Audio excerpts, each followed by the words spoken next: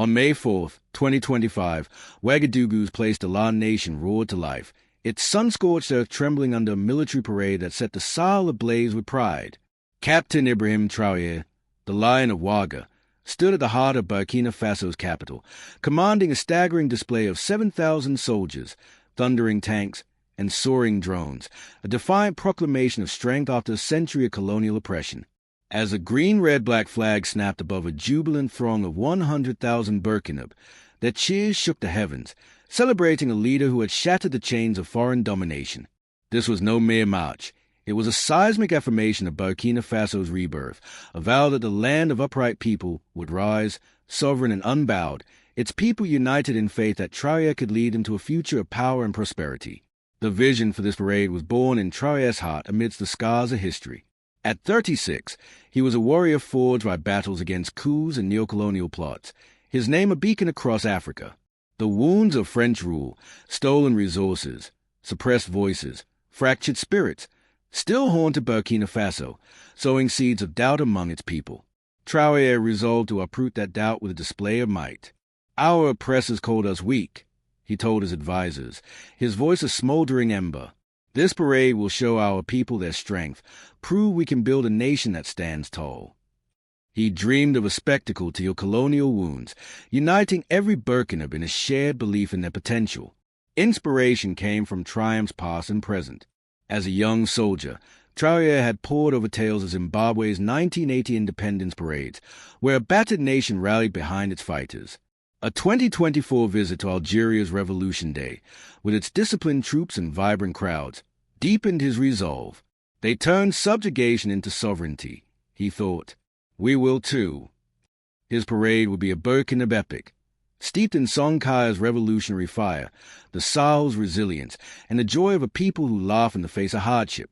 He chose August 5th, Burkina Faso's Independence Day, marking 65 years since casting off French rule.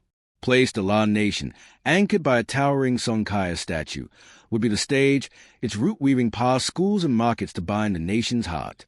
The road to the parade was a crucible. Burkina Faso's military, though fiercely loyal, was strained by northern insurgencies and hobbled by decades of colonial underfunding.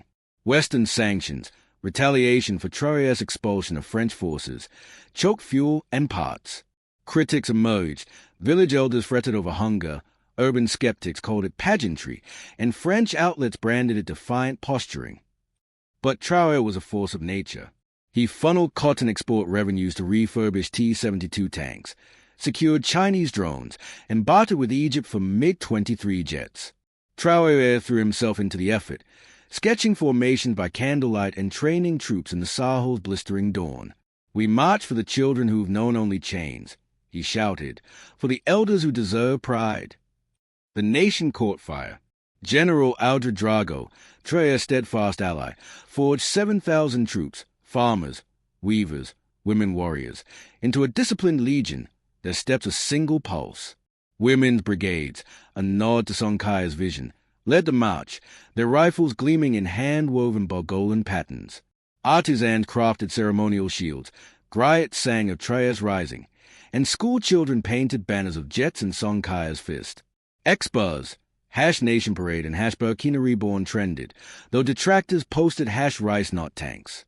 Traoré faced them in a market square, his voice a clarion. "This is our shield, to prove our might, to trust our future.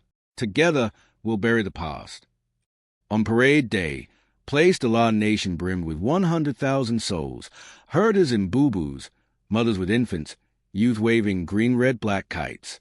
At 6:45 a.m., a war drum's boom shattered the dawn, followed by the snarl of engines. The women's brigade strode forward, their Bogolan uniforms radiant, chanting Sonkaya's call, "Dare to invent the future." Infantry followed, boots pounding like thunder. T-72 tanks, emblazoned with freedom forged, rolled past, trailed by desert scouts on galloping camels. MiG-23s tore through the sky, weaving the flag's colors, green, red, black. Drones spelled sovereign in the heavens. The crowd exploded, chanting, Sonka, Burkina. Traoré, in a simple khaki tunic, saluted from a wooden dais, his eyes alight with a nation's hope. A griot's voice rang. The lion frees us, the Sahel shines. The joy was a living pulse. Miriam, 14, gripped her grandmother's hand, shouting, "He'll bring us wells." Traders tossed shea nuts, elders danced, and children mimicked the brigade's march. X surged. Burkina Parade hit 20 million views. The women's chanted global hymn. Radios reached remote villages. Traoré broke our chains. Now we believe. Farmers planned new fields. Mothers envisioned clinics. And skeptics joined the roar. Swept into unity. The parade was a resurrection, erasing colonial shame with every step. As balloons soared, Traoré met his advisors in a mud brick hole. "This unity is our engine," he said. "We'll build 150 schools, irrigate 15,000 hectares by 2030. He launched the Freedom Plan, channeling the parade's spirit into progress. Allies like Egypt and Cuba praised the feat, while France, its colonial legacy scorned, stayed mute.